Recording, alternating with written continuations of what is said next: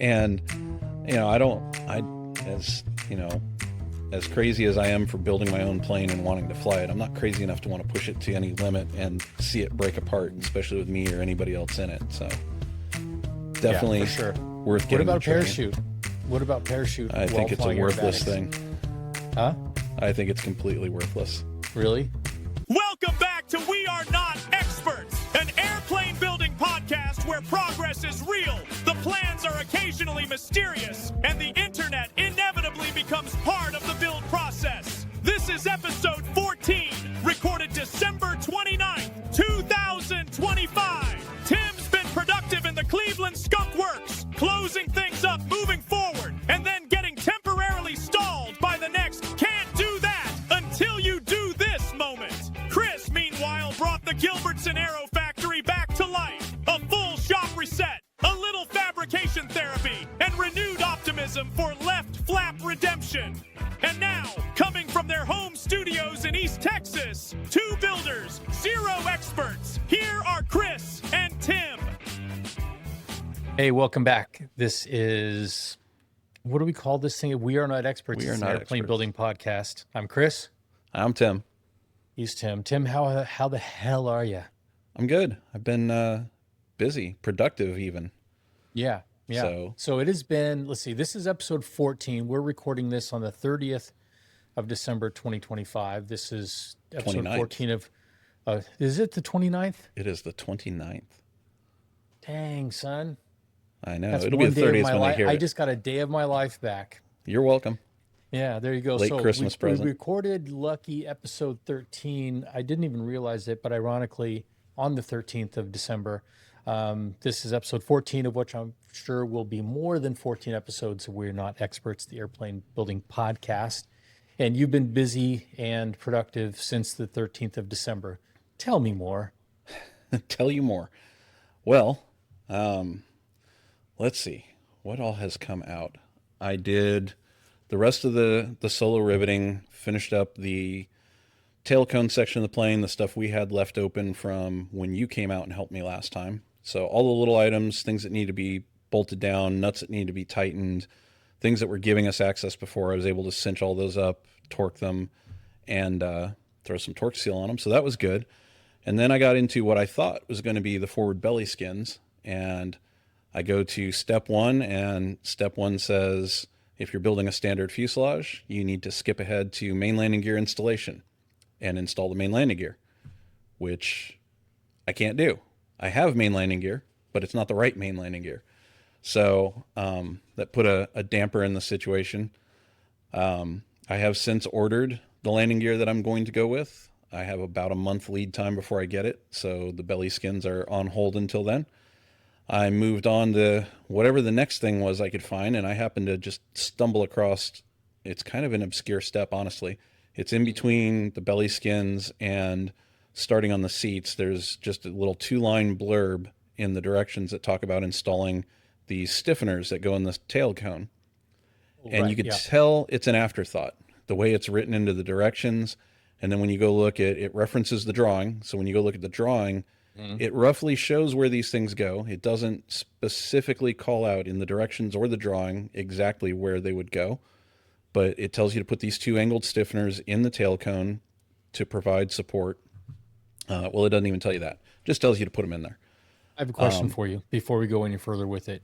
Yeah. You've been building now for 2 years? 2 years. 2 years, right?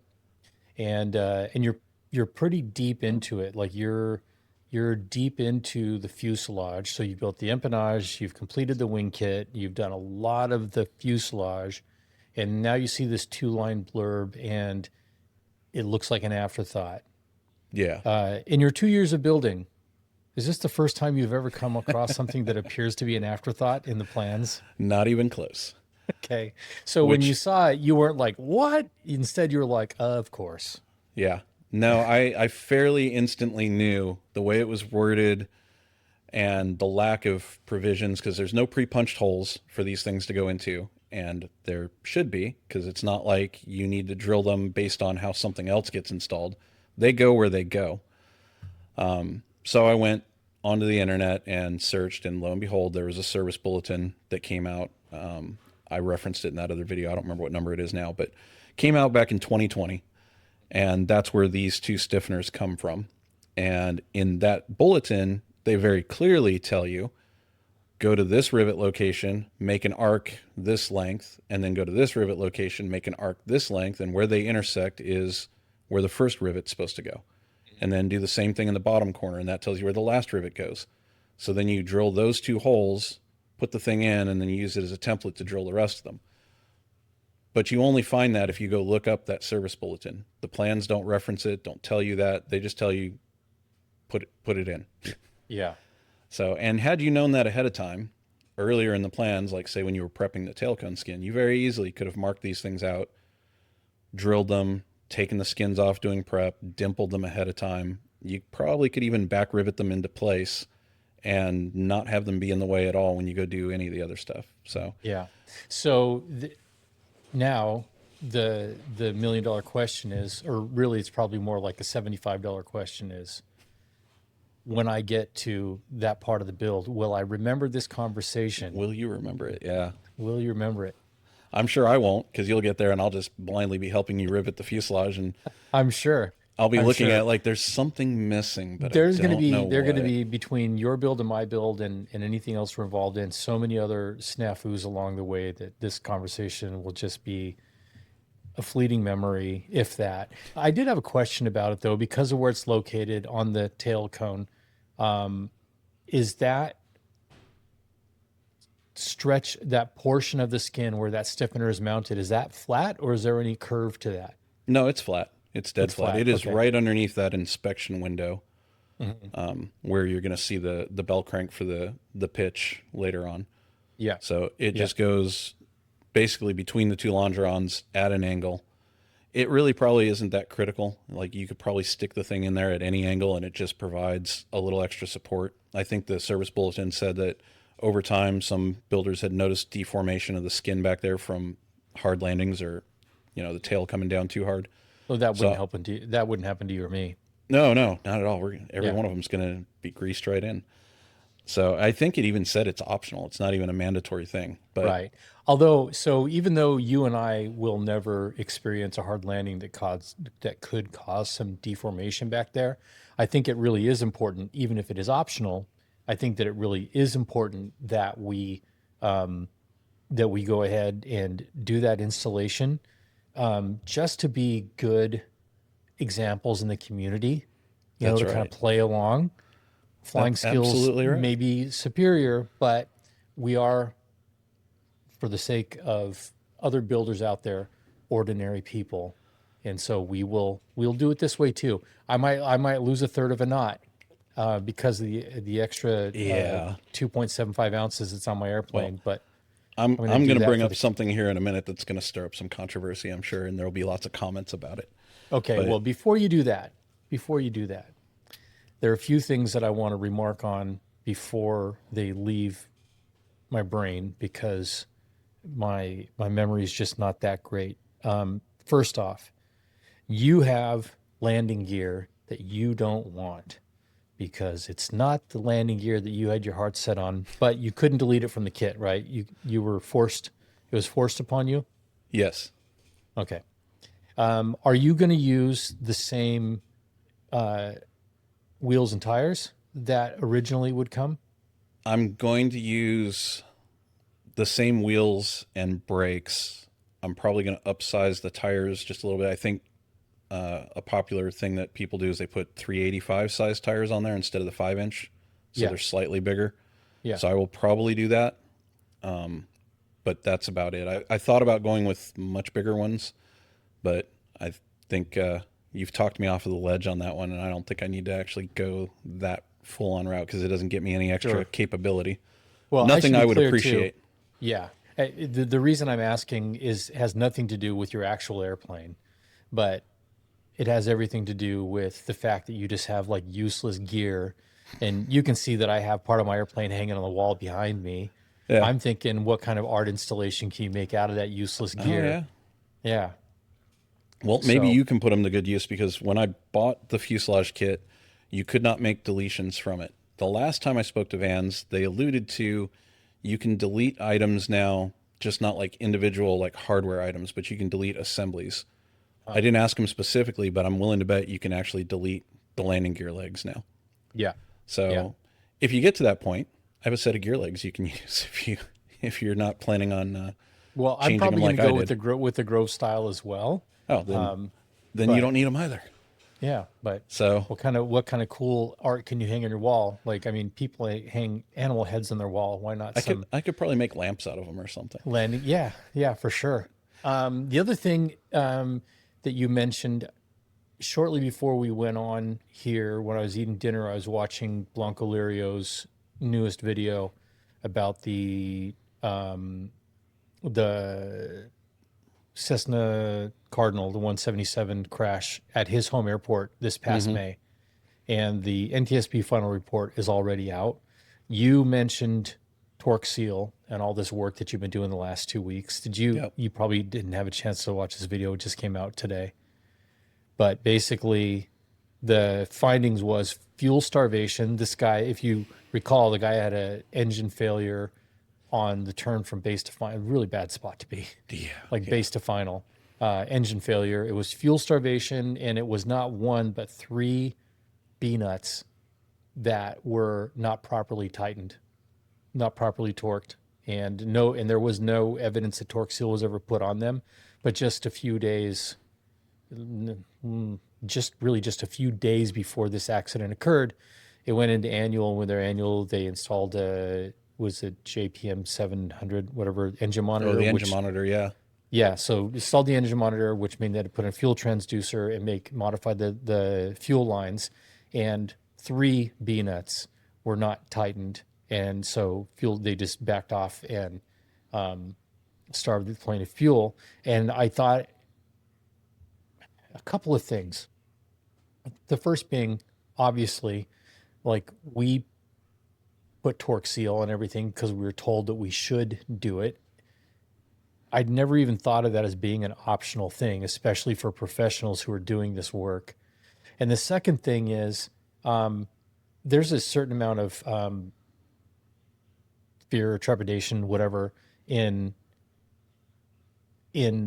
me thinking about flying an airplane that I built. I know me. I know we both get that question a lot. Yeah, for sure. But this is one of those instances where I'm honestly more fearful of flying an airplane that somebody else has worked on if I don't possess the knowledge to be able to follow right behind them and look at everything that they did and inspect that work and know what's good and what isn't, which I would be able to do more of that today than I would have been before I started building the airplane. But it is unnerving how often these types of crashes are like shortly on the heels of improperly done maintenance.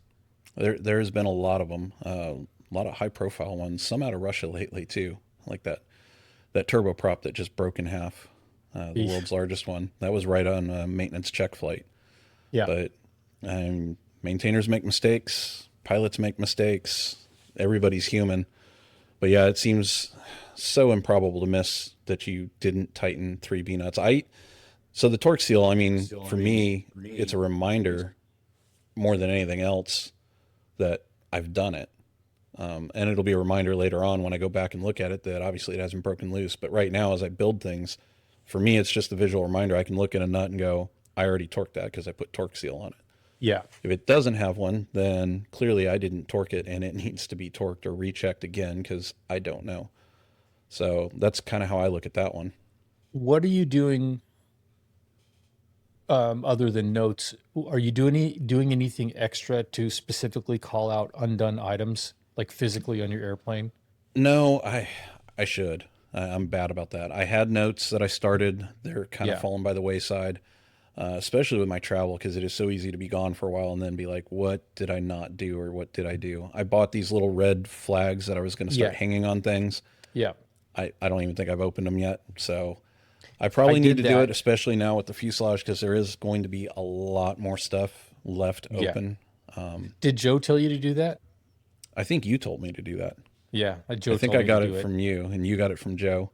Yeah, but it is super useful. Just you got a Yeah. billion of them, stick them on there. Although now that I think about it, I painted my aileron push tubes the same color as those tags. So now I'll probably just ignore them. Think, oh, It'll be a those are giant, just giant reminder that you've left something undone. That orange stands out. yeah. So yeah, that was so discouraging to hear. You would hope that, especially with the proliferation of social media and the fact that that type of information, especially like the stuff that Blanco Lirio shares, gets into the ears and eyes of so many more people than it used to, that there would be, and maybe there is, a lower incidence of that sort of thing happening. Maybe there is, but yeah, any of it is too much. And it's so mind-boggling how fate and irony kind of work out, that, like, that wasn't the very first flight after that happened. Nope. But why couldn't it have happened when he was still at 5,000 feet? Why did it have to happen when he was at 75 feet? It's just the way the Swiss cheese model lines up. That's right, man. Everything's at the exact wrong moment, and that's what causes it. And Yeah. everybody thinks it can't happen to them, or it won't happen to them, or that's so stupid. How could I would never do something like that, but that's not true. You think any of those maintainers or any of those pilots ever thought that they were capable of making those mistakes? Clearly know. not. Right. So I know. we're all human, and we're all easily capable of making those kind of mistakes. So you just got to stay humble and learn from them, do our best. Yeah. But There's another thing that that just was brought to my attention a couple days ago. I have not been active in the Slack group at all in a really long yeah, time. me neither. And I think that I grabbed my iPad for something, and usually I have my iPad on airplane mode. I'm not connecting it to the internet, but for whatever reason, I turned on the Wi-Fi, and Slack was open on it. So I got all these notifications that showed up for, postings within probably the last 9 months. But one of the most recent ones that caught my attention was about an RV-7 in-flight breakup. That one of the guys in the Slack group was familiar with this airplane and this pilot, and it was two things were interesting about it. One, in-flight breakup, and they believed, like he and his friends believed, that it was because that the canopy was separated from the aircraft. They thought that they did something, the canopy separated, and the canopy took out the tail. And then, for whatever reason, they went and actually looked up the NTSB final report. They never did. And it had come out 2 years ago. And then what they learned in the report was the pilot entered an aerobatic maneuver that they'd never been trained on at double the entry speed. And like a split S, double the entry speed, and got the flutter and just ripped the tail off the thing. So then that made me think of that van, like Dick Van Grunsven, his letter on aerobatic flight that he published, that's sitting like on my couch right now, that I've been reading through. But all these things to kind of be mindful of in the world that we are, one rivet at a time, trying to work our way into entering. And that kind of stuck out to me. Two things: the presumption that something happened without getting more information on it. That's something that I would likely do if I wasn't kind of addicted to Juan Brown's analysis of these accidents.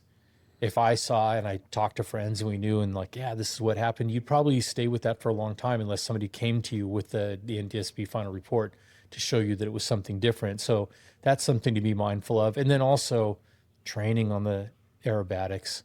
I am a little bit of a nerd about instruction, about wanting to do things the right way. And I think also because I'm building the airplane, like, I don't want to find the limits. I want you to tell me where they are so I can stop, 50% shy of what the limit is. Yeah, I want to do all of those fun things with the plane. I even thought it'd be fun to do the entry level aerobatic competitions, but not without getting all of the training that goes with it, and as much training in an actual RV that I can get, so that I understand what those speeds and those limits in that airplane are. Because I built it. I know how strong it is. I know how weak it is. I know how surprisingly weak it is. And as as crazy as I am for building my own plane and wanting to fly it, I'm not crazy enough to want to push it to any limit and see it break apart, especially with me or anybody else in it. So definitely, yeah, for sure, worth What getting about the a training. parachute? What about parachute? I while think it's a flying worthless aerobatics? thing. Huh? I think it's completely worthless. Really? Well, so I mean, I did flight tests. Part of Mm-hmm. my history, my background was I was a flight test engineer on the C5M. Yeah. And we had risk analysis for different flights that we would go do. And if it was high enough risk level, it would necessitate us bringing parachutes with us. Mm-hmm. And depending on the risk level, they would either be available on the airplane, or if it was super high risk, we would actually have to have them on. Mm-hmm. But when you look at the failure modes that would necessitate you to use the parachute to get out of the aircraft, it's always going to be something catastrophic, in-flight breakup, something along those lines. And the likelihood that you're going to get out of the airplane cleanly and safely to use the parachute in that instance is pretty slim. I mean, obviously on the C5, it's even worse because you have to get downstairs and all the way to a back door and somehow get out while the plane is breaking apart around you like it's some action movie, and get the chute on and make it out the door. But even in the RV8 or the other RVs, I mean, if you got a good way to jettison the canopy and you have some form of control maybe, and you can, roll inverted and drop out of it, or somehow get yourself out without getting, completely decapitated or knocked out by a piece of the plane that's flailing around you, maybe. But I just don't see it as being a viable option. At that point, you're better off having a whole airplane parachute and then just pulling the cord and floating it down. But I don't see you being able to get out of it. I think the 14 has a jettison feature, right? I think it's got the little pull thing to jettison I'm the not canopy. sure about that, and I'm gonna read a little bit more, read up on it a little bit more. I think that one of the dangers with the RV8 is that that canopy can be ripped off if it's opened at speed. So you may not need a jettison feature. Yeah, it may just jettison itself. Exactly. Yeah.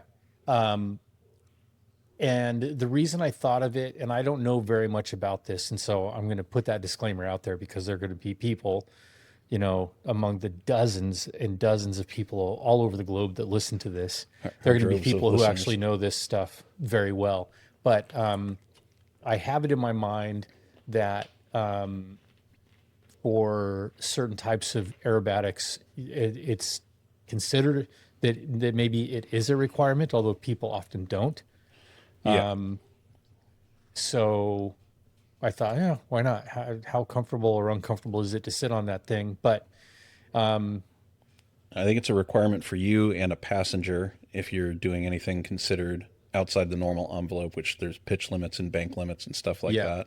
yeah, By yourself, I don't think it's required, or if you're doing instruction or they're considered air crew, part of the crew, then you're not required either, because somehow magically now you're both assuming the risk. I don't know. But yeah, I've seen plenty of videos where people take their kids up and they're doing barrel rolls and all kinds of other crazy stuff with their kids in the plane and nobody has a parachute on. And it's like, I'm pretty sure that's not yeah. legitimate. So similar topic when we're talking about safety items that are not required and probably useless. What are your thoughts on a flight helmet for you? That one I go back and forth on, only because, I mean, the thing the flight helmet does for you is keeping you from bonking your noggin on the canopy or one of the crossbars.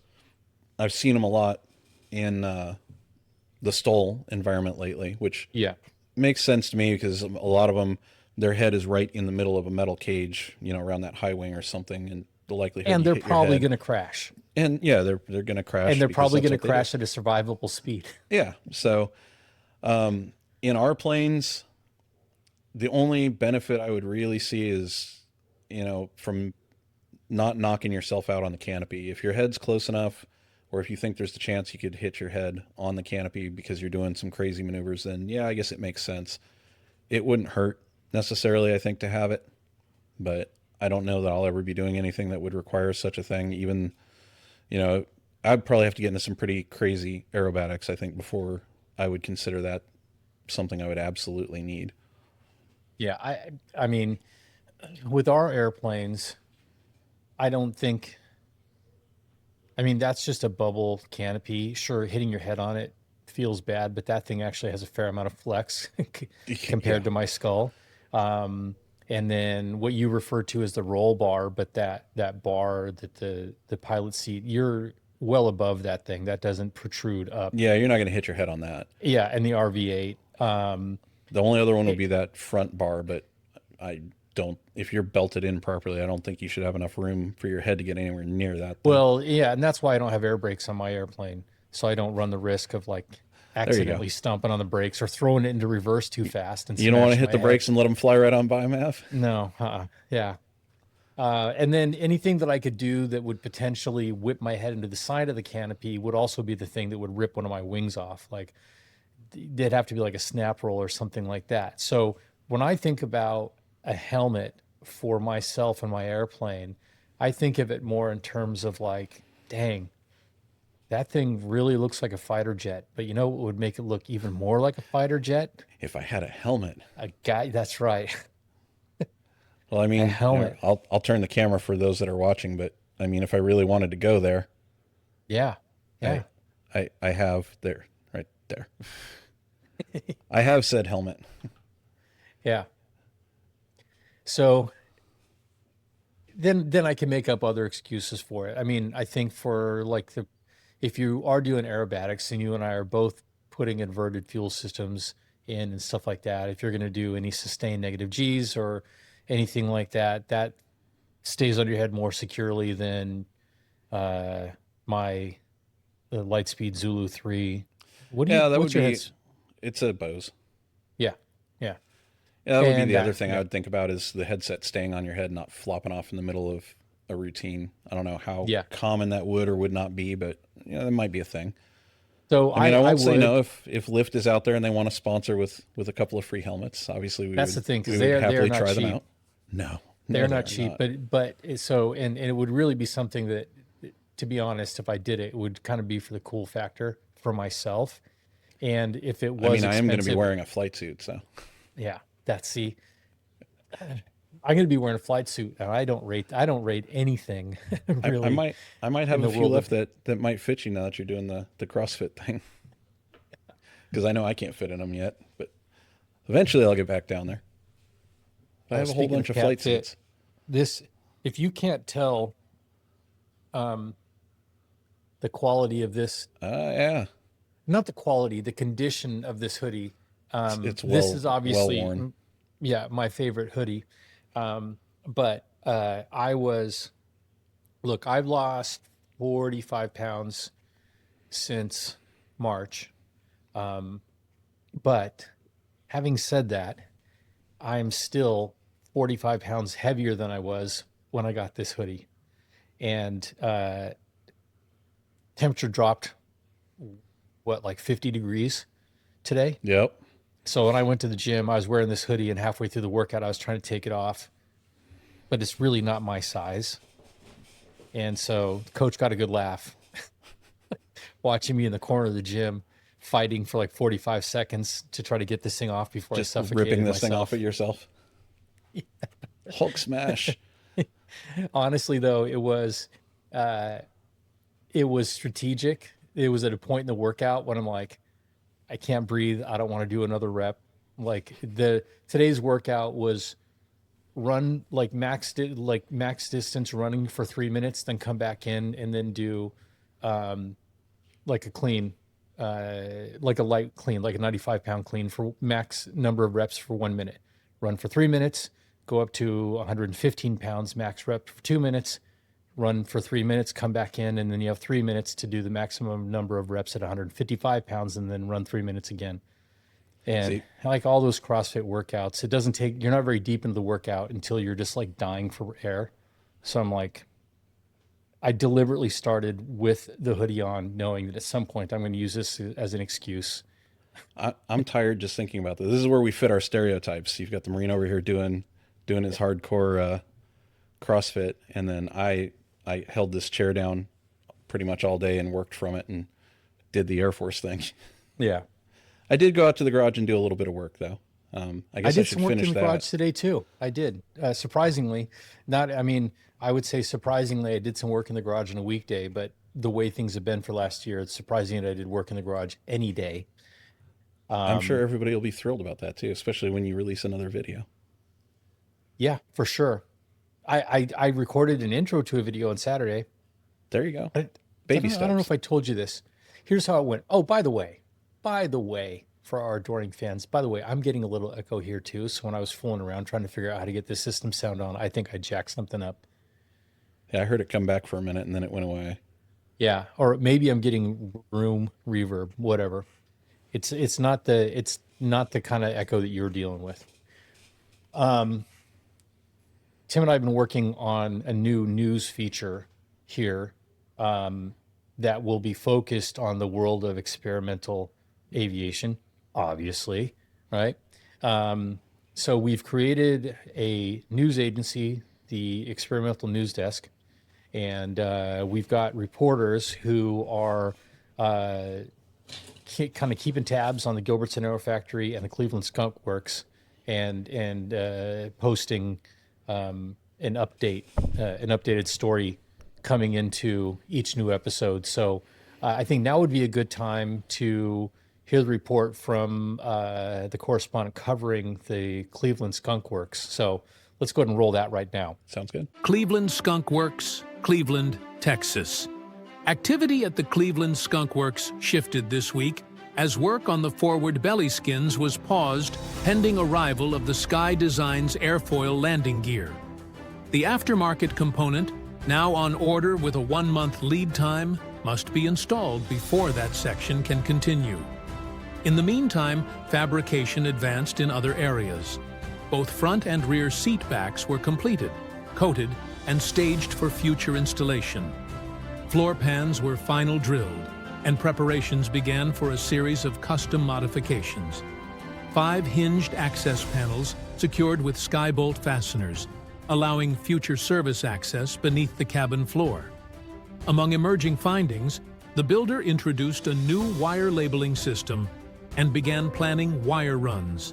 Discussions inside the shop suggest an unconventional battery placement in the forward lower baggage well, and possible temporary installation of a smoke system aft of the baggage floor. Decisions still under review. With the airframe's interior structure steadily developing, attention now shifts to component acquisition and systems layout, a phase expected to slow visible progress but advance long-range readiness. Reporting from the Cleveland Skunk Works, this is Howard with the Experimental News Desk. The end for now. All right, so that's what's been going on over there. And so Tim has met the guy, I haven't, but I'm curious to see what this dude actually looks like, who will show up all the way out there in the sticks of Cleveland, Texas. Because to me, he seems a bit sophisticated for your neck of the woods. A little bit. Think, Walter Cronkite mixed with the old man from Up. And I think that's kind of what you get there. Yeah, but he's pretty nice. From what I know about the Experimental News Desk, we call it the End, that he may be a little bit more like the guy from Up than he is Walter Cronkite. Probably. Biologically speaking. Definitely. Definitely, yeah. Definitely related. Yeah. But I like this feature. I think that we should keep this thing going here. It's a fun way to kind of get an update on what's been going on, because we can be a little bit wordy, to be honest. And so, speaking of, I've got my correspondent Libby here, who sat down with me today and did an interview about what's been going on over here in Cut and Shoot at the Gilbertson AeroFactory. So, take it away, Libby. Gilbertson AeroFactory, Cut and Shoot, Texas. Officials at the Gilbertson AeroFactory report that the past 2 weeks were intended to mark a return to the long-delayed rebuild of the RV-8's left flap. a component previously declared finished before being officially unfinished with the aid of a bore scope and several immovable rivets. According to sources familiar with the plan, the rebuild itself did not occur. Instead, activity shifted to a full reconfiguration of the shop, following what was described as a train wreck discovery during a brief holiday work window. The space was stripped, cleaned, and reorganized to prioritize aircraft work, with motorcycles and completed wings relocated to long-term storage positions. Attention then turned to shop infrastructure. A long-owned but never installed automated compressor drain valve prompted the fabrication of a welded steel pedestal, elevating the compressor to accommodate proper drainage. Officials confirmed the pedestal was constructed of steel largely because a welder was available and expectations were low. As of Monday, the RV-8 remains unchanged. Final readiness now depends on the arrival of several small fittings from Amazon, expected imminently. Sources indicate that flap redemption is now very nearly inevitable. Reporting from the Gilbertson AeroFactory, this is the experimental news desk. The end for now. So there you go. That's what's been going on here. Attempts were made in the direction of building an airplane, but no actual airplane building has been done. But the stage has not only been set, but the stage has been cleaned and properly appointed. And so we're ready to get back and to upgraded. it in earnest. Upgraded for sure. So see, I thought it was the 30th December. You told me it was the 29th. So we're going to get back into the left flap. And just a reminder, I'm talking about actually building the left flap of my airplane. Some of you may be confused because I've said that I'm going to name my airplane left flap because of this fiasco. But no, I'm talking about actual left flap redemption here and getting that finished up. I went back today when Libby was interviewing me to try to remind myself when this all began, like when this disaster began. And I was looking back at my videos. And so this is actually January, mid to late January of this year. So 11 months ago. And there was one video that said, the flaps are complete. And then the following video was, I think, titled, Break It to Remake It. So I thought that they were done. And when I was inspecting, kind of hand-wringing over a couple of rivets I didn't like, and I think, as I recall, I'll have to go back and look at those videos. There was one rivet that I really didn't like, but in the process of trying to get that one rivet out, I completely destroyed that very important heavy aluminum bracket that mounts the flap to the wing. And for the want of perfection. Yes, and the whole spar. So we'll get back into that. But I did have a lot of fun with the work that I did. I had a little bit of time on Saturday, went out there, and well, you have seen the Gilbertson AeroFactory recently. You know what a disaster it is. It looks like a storage unit, really, like just crap. A fun storage unit. There's a lot of good stuff going on out there. That's true. Like when they on Storage Wars and they roll up the door, you're like, ooh, what kind of goodies are in here? Yeah. There's definitely some stuff in there, but it's similarly organized and in disarray. And so what I ended up doing on Saturday was, I was like, you know what? I don't know how this is going to turn out today, but I'll go ahead and record the stand-up that I do at the beginning of every video because that's kind of how I do it. I thought about maybe switching to do a postscript, but I'm like, no, just stick with it and make promises and then fail to keep those promises. That's the brand. Kind of where I am. I'm at the point now where I legitimately don't know what's going to happen because I haven't read far enough ahead, and I'm kind of off script at the moment because I had to jump around for the gears. So it's like I know what the very next step is, but I have no idea how far we're taking this.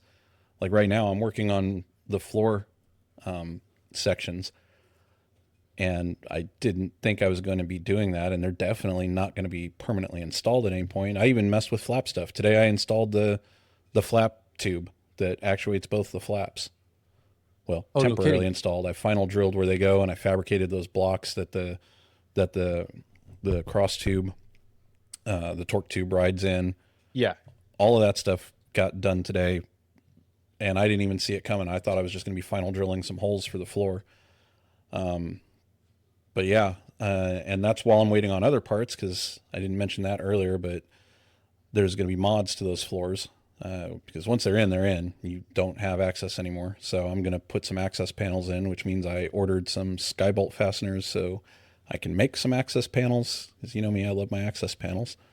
But they'll be removable, so I can pop The that thing skybolt open. fasteners, remind me, are those the same ones that Ryan used on his cowl? Yeah, well, those are Okay. big ones that Yeah. they sell for the Cal kit. I bought the small little wing nut ones that I used on my avionics access panel. Oh, okay. Yeah. And now the ones that I'm putting on the floor are going to be like a Phillips head. So they're going to sit flush, and then you just give them a quarter turn, they pop out, and you could pop the panel open. Nice. So I'm going to have 2 panels just behind the passenger footwell that'll give me access to roughly where the comm antennas are going to go. Then I'm going to have 2 more panels just behind the passenger seat, so I'll have access to where the other antennas will be. And then there will be 1 big panel on the baggage shelf in the back. Even though the baggage shelf is removable, if you take all the screws out and you can pull that whole thing out, I'm just going to have a panel that I can flip open, because sitting down under there is going to be the pitch servo, the ADHARS is going to be in there, and a whole bunch of other components. So I figure it'll be a lot easier to have that panel that I can just easily flip open and go in there and, you know, inspect or tweak things if I need to, as opposed to taking things apart. So I heard in your guys' news report that you were also, there was some discussion in there. He mentioned something about this is maybe the controversy you're going to mention. I'll put a pin in it. And I'll just give you a quick rundown of what I got done in the garage, because I think that we're going to talk about this thing next. Okay. Spoiler. So I'm close to being a spoiler there, everybody. So here's what I did. Saturday, I'm like, well, I'm just going to organize the tools and start doing some work here. And I ended up pulling literally everything out. Everything except for like the shelves that were on the walls. Everything else came out completely empty. Cleaned it thoroughly. The cobwebs and all the ants, or the little those little round balls that I think are spider egg sacs or whatever they are. I think so. That's what I imagine them to be. Anyways, I got all completely cleaned out and put some real thought into how everything went back in there. And because it's winter, it's been a month, I think, since I've ridden a motorcycle, and it's going to be a while till I do anymore. And I shouldn't be working on them at this point. So that side, that third bay of the garage that was the motorcycle shop, is very tightly packed, including the wings and the cradles are over there now, which means that the main part of the AeroFactory is once again restored to its former glory. So much room for activities. All I have is my 2 benches that can roll around, and then the benchtop tool caddy.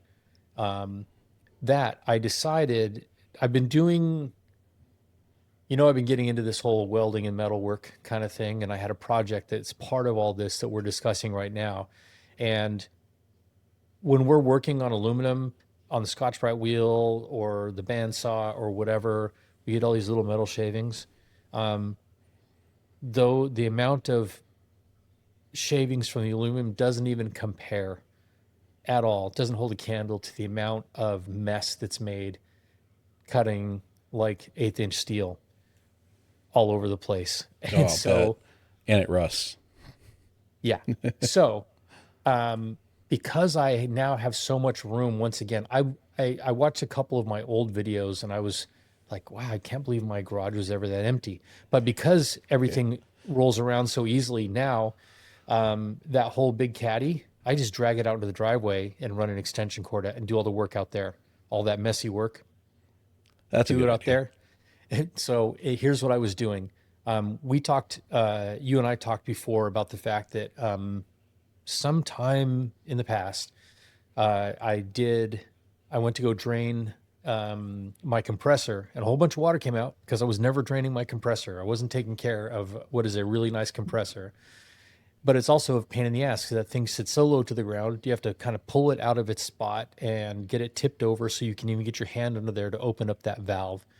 And so I decided this thing needs to be higher off the floor, so that's easier to do, so I can put a drain pan under it. And then I think I Googled it, like, isn't there like an automatic thing that you can do?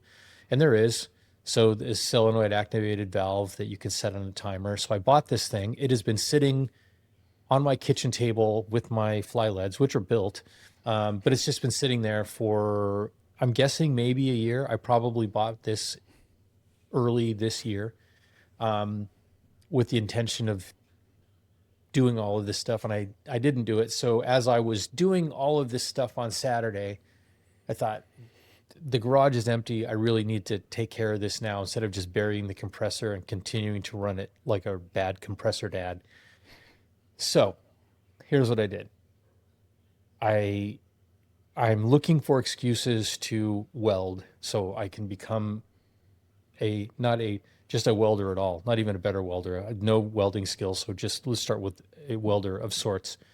So that's what I ended up doing on Sunday. Was I built a steel pedestal to get my compressor off the ground, like I described, and then also a place to mount that solenoid, that auto drain valve, and that's all done. It came out great. It was a super fun project.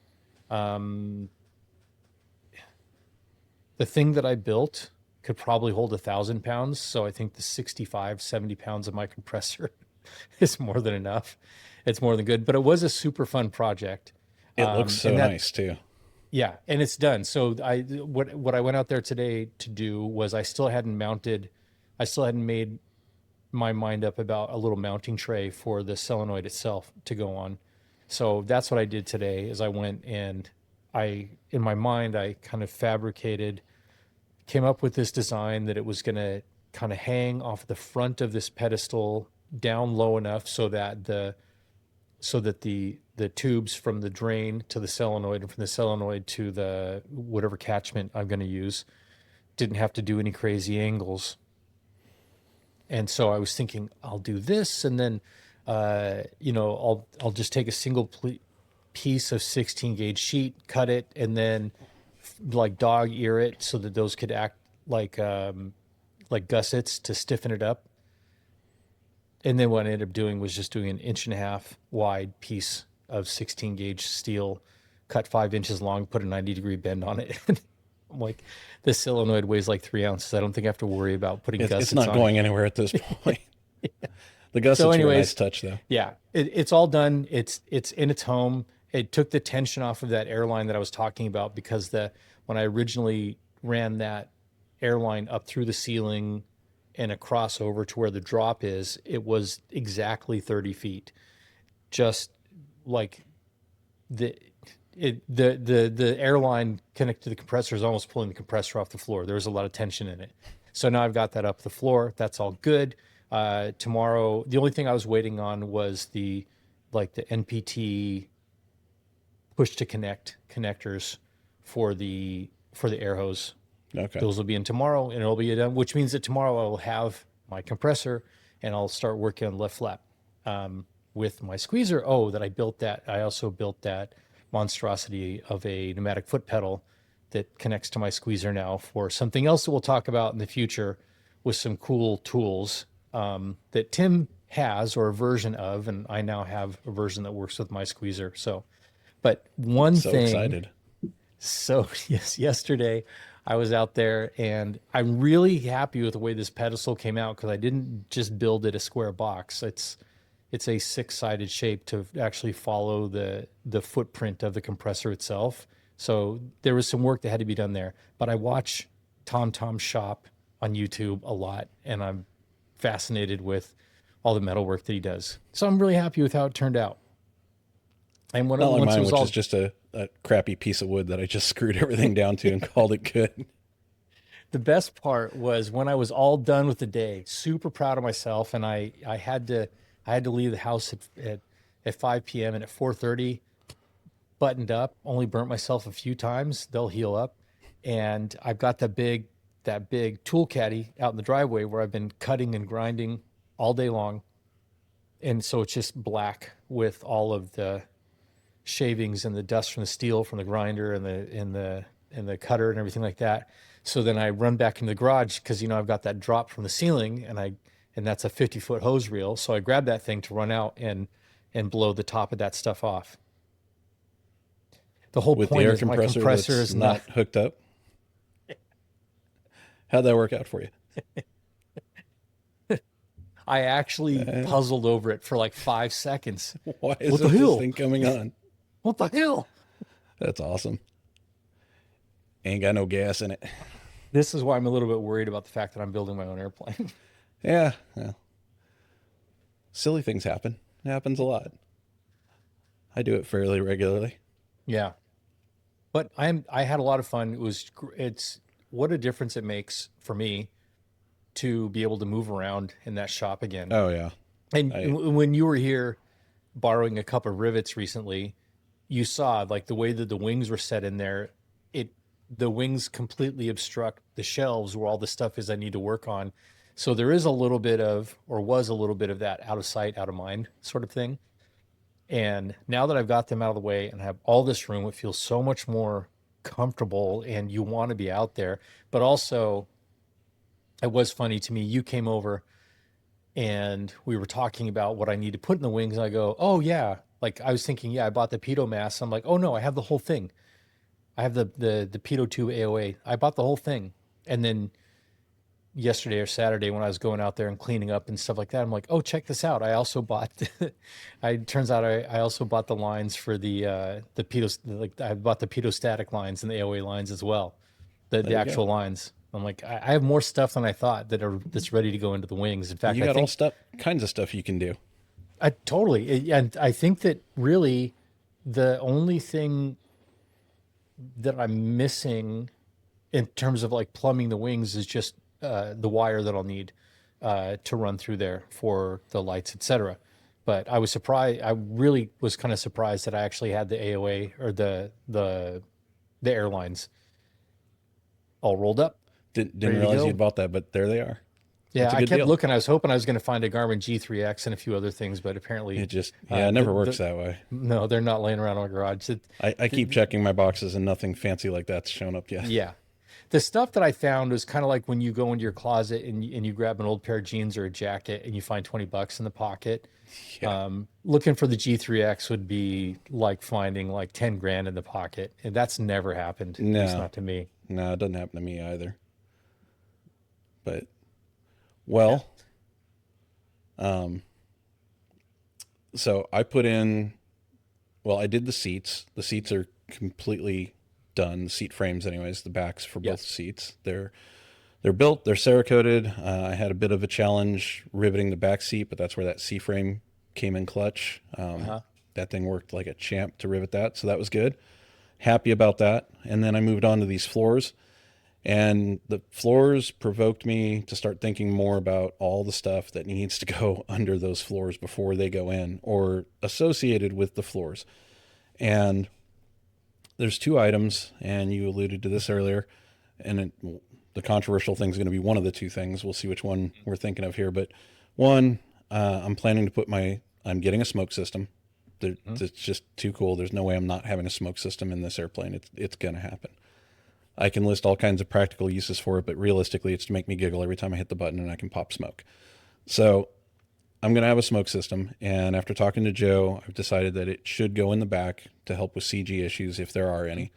So it's going to go in the back, in the baggage compartment in such a way, and you can go look at Michael Foss's build site. That's who I use for a lot of my mods. Yeah. I'm going to do it similar to what he did where it's removable. So I'm going to have to come up with some sort of brackets that it can bolt down to back there with some quick disconnects and connectors so that if I need the baggage space for an actual trip, I can just pull that thing out and not worry about it. I may even go as far, I haven't decided yet, as doing the external fill thing that he did because it does look cool, and cool is always the thing. So I got to figure that out because that has to be thought of, and doublers and bracketry and all that stuff has to be built into those floors before those floors can ever get installed. The other one is when you're building an RV8, you have the option to put batteries in a remote location in the back, which I think sounds like a pain in the ass, no matter what kind of battery you're using, because you still got to be able to get to the thing to test it, service it, whatever. So there's an option to put a battery tray back there, or you can put it, firewall forward if you've got room for it. I am planning on using EarthX batteries. I've gone back and forth on this a bunch of times. I feel like they've done their homework. I think they've got things as safe as you can possibly make lithium style batteries. People have mounted them to the firewall without any real problem. They are smaller, they are lighter than the standard lead acid batteries. I'm going to be using 2 batteries in my system because I'm going to have an electrically dependent engine. I want to be able to have lots of electrical sources. So I'm going to have 2 batteries. I have an idea of how I could possibly mount them firewall forward, but it's not ideal and it's not the best environment for them. And if I commit to that idea, it means I'm ruling out any possibility of anywhere else in the plane to put them, because by the time I get to mounting them firewall forward, I will have closed up enough stuff in the rest of the plane that it'll be a real pain. So the other option, what's going to probably be controversial, is I am thinking about putting them in the forward baggage compartment in that lower portion on the floor. They specifically make a vented, they make an FAA approved version, they make a non-approved version, but they're the same battery, but they make a vented battery that is sealed, and then it's got these 2 vents that you vent overboard. They even have a special bulkhead fitting you can buy to run the vent tubes into. And the idea is that if it does thermally run away and melt down, the container it's in will contain it completely, and then the vents will allow it to vent overboard without it becoming, explosive or anything terrible. The whole point is so that that system exists for aircraft where those batteries have to be mounted in the cabin somewhere. Because there are some aircraft where they're mounted in the back baggage area, or they're mounted somewhere, in the cabin. So I'm thinking of going with that option and putting both of them in that forward baggage well on the floor. It keeps the firewall open for whatever else has to go up there. They're not going to be in the super hot environment of the firewall. I can fairly seal off that area from my section, at least a little bit, and they're going to have the vent tubes that I can then run overboard. The rest of the stuff in there, I'll probably just build a shelf that sits over it, so anything I do put in the baggage area can just sit on top and nothing fall down around where the batteries are, because I'll have my power wires and all my different runs going through there. Probably the battery contactors will sit in there as well, bus bars. It'll be basically like my forward, DC load center, basically. So that's what I'm thinking about. And I know I've seen the forums and all the comments of people talking about, I would never in a million years put a lithium battery in the cabin area with me, and firewall only, and all this other stuff. And I get that, and there's pros and cons to it. I think they've done their due diligence, and I think it's safe enough that it shouldn't, hopefully, be an issue. But we'll see. So that's the big thing I'm thinking of now. And I'm only thinking of it now because if I do decide to go there before that forward belly skin goes on, I need to figure out the routing for where these vent tubes are going to go. I need to figure out the bracketry for how I'm going to mount them. Are they both physically going to fit where I want to put them? So to that extent, I actually ordered this morning a battery case from EarthX. They sell just the empty case of this style battery. It's like $18, so you can test fit it in different locations. Sure. Yeah. So I have that on the way to see if it's going to work the way I think it's going to work. So we'll open that up to the comment section to start chucking rocks at my glass house. I don't hate it. I don't hate it. I like what you described in terms of these additional safety features that they have created for this type of situation. And also knowing that it's your aircraft and you're the builder and you can do what you want. There's nothing preventing you, unless there's something that I don't understand about it mechanically or whatever, from you augmenting that safety thing. So if the safest place for that thing to be is forward of the firewall, or the way I think of it, in front of that big piece of stainless steel, wherever you do to put it, you can harden that area, and I think create the same degree of separation, right? Contain I think it. so. Yeah. So, yeah, like it's not just sitting there naked. No, it'll be protected. I mean, it's going to be an enclosed area, and the only other thing would be worrying about, honestly, fumes. Because if it thermally ran away and it was able to melt through the case, then it doesn't matter if it's forward of the firewall or if it's in the compartment. It's going to burn, and it's going to burn up everything around it. And that's either going to be critical stuff in the engine compartment, or it's going to be, right there next to my footwell, which, okay, there's a foot there, but it's on the other side of the aluminum. I could pull a foot back if I have to. Yeah. But And I that's don't kind think of my that's going to point. be an It's issue. on the other side of the aluminum, which also can be on the other side of aluminum, which is backed up with stainless steel And I do have and cheap Pro stainless Seal. And steel like, lying right. around now. I mean, that is a light battery, and you're not choosing to put it anywhere in the tail where you're going to have big CG implications. So just creating an extra contained like stainless steel box around where that's going to be would Well, and not add. you Yeah. can get lightweight like foil insulation, basically, like they would Yeah. put on race cars and stuff. Sure. The air Yeah. gap, whatever thing, and line the compartment with that, and Yeah. give yourself a little extra room. And then, like you said, Pro Seal, I can seal up pretty much all of the gaps around that thing so that Right. it's fairly completely sealed in there. I could even put a vent in if I needed to, so it's got fresh air vents. There's lots of options, and Yeah. for me, it makes the most sense because then it cleans up my electrical system a lot. Now I just have one quick panel I can pull out, and I have access to both the batteries, contactors, the wiring that runs through there, and all that other stuff. If I change my mind and I find out I can put it on the firewall later, then no big deal that I had those mounting plates in there and it's ready to go. I can easily, switch at that point to the firewall and call it a day. Yeah. But right now I have no idea how much room is going to be on that firewall. I hear everybody say it's cramped, it's really crowded, especially being an 8, it's narrower, so you don't have quite the real estate you normally would with one of the side-by-sides. So, And are you planning on doing like, I forget the name of it, but like a Raven, I think, inverted oil?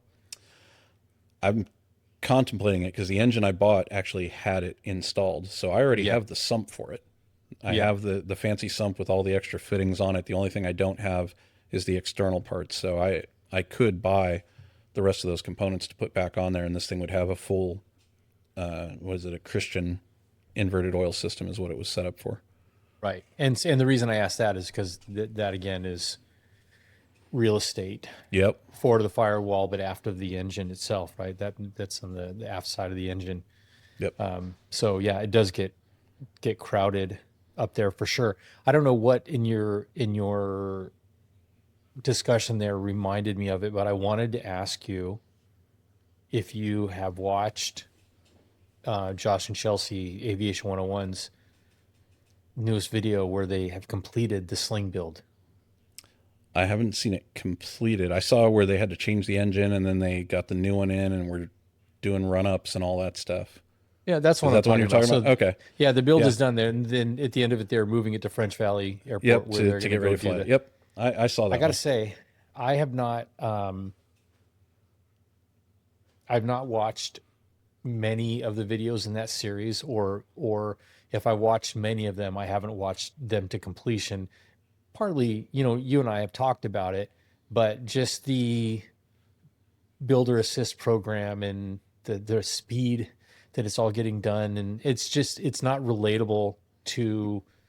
Not relatable to you and me because we don't have the same financial and manpower resources, and so No, not even I think that generally speaking, like if we have to do something the hard way, we think there's nobility in it, and That anybody, just justifies us being poor and having to do this slowly. exactly, because yeah. also if like I remember when I first thought about doing this, if I had the money to order quick build fuselage and quick build wings and maybe go someplace and do builder assist and then have Midwest panel build, I probably would have done that. I'd probably, I'd wouldn't probably have. have 500 hours on that airplane by now. I wouldn't have because I was actually looking forward to building this thing, and that part's been good. It has been everything I ever hoped Yeah. it would be. Yeah. I mean, stressful still, but it's fun. I am going to miss it insanely when it's done. Well, the reason I mentioned all of that was because this one, I watched it probably because I watched everything else on YouTube. I watched it and I watched all of it and I loved it. It was really exciting to me to see them at that point. This thing is a real thing now, and soon they're going to be flight testing everything. So despite all of my kind of like, the stones that I throw at their build, because of the resources that are available to them. And to an extent, I agree with you. Turns out I really love building. And if I ever do finish it, I will miss it. There's Yeah. a chance that I will never have to miss it. I'll be building it till I die.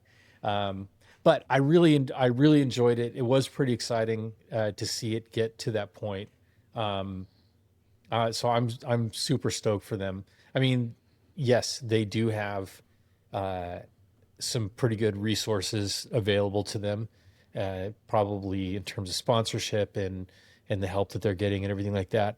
But also, like, that's because Josh built his channel from like zero He did. into a monster. Because he's like, what I always liked about him, like just his regular aviation 101 videos, the sort of non-adventure ones, is that he's truly like takes the perspective of an instructor when he kind of presents these things. Like, we all kind of joke safety first, but he's for real, like safety first, and I have appreciation for that. And I think that he's also pretty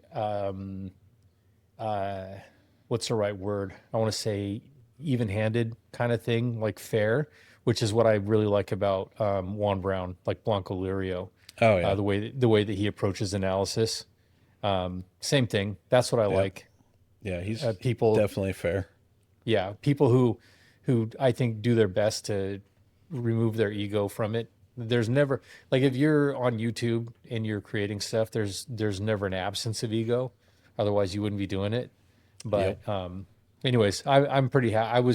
I wanted to ask you if you'd watched that, because I watched it. I was pretty stoked for them. I did. The thing I took from it that I thought was kind of interesting was the level of excitement difference between the two of them. Like when they were doing the run up and he was making the radio call for the first time. Yeah, and right. it just blew over his head because he's focused in that moment of getting the checks in and running this. And she's next to him so excited because that's the first time they ever made that radio call over the radio. And know. that, now it's kind of a real thing. And then it hit him later on and he's like, all excited. But in that moment, super focused, like, I'm looking for all these numbers. I'm trying to run the engine up. I got to make sure this is going on. Radio call. What? Oh yeah, I guess I did. I noticed the same thing. Was funny. That same difference between the two of them, and he, from doing it for so long and the way that he does it, he's just hardwired that he's like mission oriented, like task oriented. This is what we're doing right now, which is great, But yeah, pretty stoked. Pretty stoked to see them where they're Before at. you know it, we'll be there. Yeah. Yeah. Maybe a couple of years. It's a wild thought. It's a wild thought, man. It is. Someday this will be a living, breathing airplane. Oh, did you see Joe's new video? I did not. He posted one yesterday. He put an Insta360 on his airplane. Oh, very nice. The new Insta360 apparently on the RV10, and it looks like I think that it's Daryl's RV14 or RV7 that he's chasing around. But you got to check it out because I think you'll get more excited about what your camera is capable of doing, because they're flying around in loose and then kind of tight formation, but his camera stays locked in on Daryl's airplane no matter what he does at certain points, and then he'll let it run back around and stuff like that. But it's cool. Yeah, you can set that up in the edit. You can tell it to lock onto something, and it'll just change the whole edit locked onto that one feature. Yeah. So yeah, I can't wait to do more stuff with it and fly with it and add more of them to it, because now I want like 3 of them on the plane at any one time. Yeah. Well, yep, it's going to be real someday. So, but not today. Today is, well, when we started this, it was the 29th of December, but it's getting closer to the 30th of December. So I was almost right. You were almost right. It's getting there. Yeah. I don't know how far we are into this thing, and I don't want to put my glasses back on, but I bet we're getting close to the 1 hour mark. Yeah, we're a little over. We're about 1 hour 5 right now.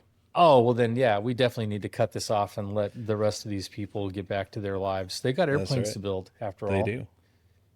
So this has been fun. Episode 14 of We Are Not Experts, an airplane building podcast. We really, truly appreciate those of you who join us for this. And even more than that, we appreciate your feedback. So hit us up with questions, comments, ideas, 5-star reviews, obviously. In fact, if you try to give anything less than a 5-star review, I think that it just shuts off. I think